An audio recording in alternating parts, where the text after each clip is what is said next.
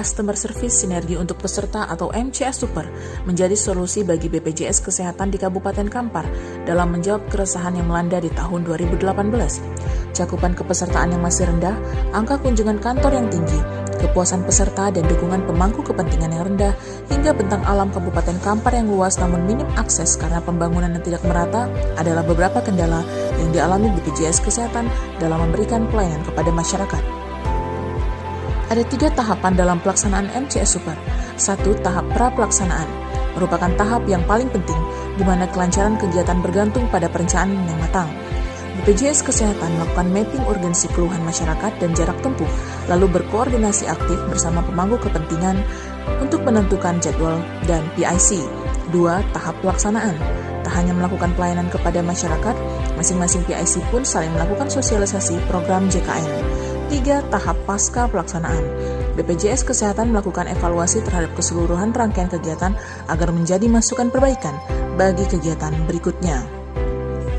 Progres yang dicapai MCS Super sangat signifikan. Angka kunjungan menurun dari 120 hingga 150 kunjungan per hari di tahun 2018 menjadi 60 hingga 75 kunjungan per hari di tahun 2019 atau terjadi penurunan sekitar 223,88%. Cakupan peserta meningkat dari 456.906 jiwa di tahun 2018 menjadi 623.470 jiwa di tahun 2019 atau sekitar 22,16%.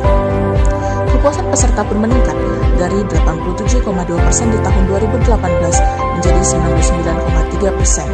Hal ini tentu sejalan dengan tujuan pembangunan berkelanjutan.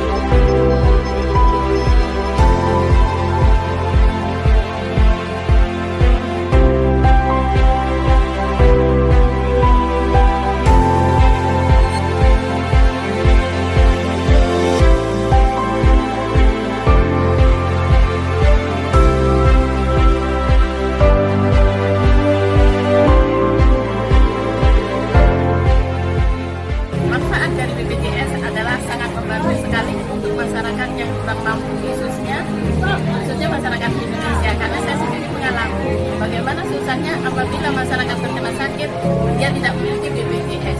Makanya dengan adanya BPJS maka sangat membantu sekali kepada masyarakat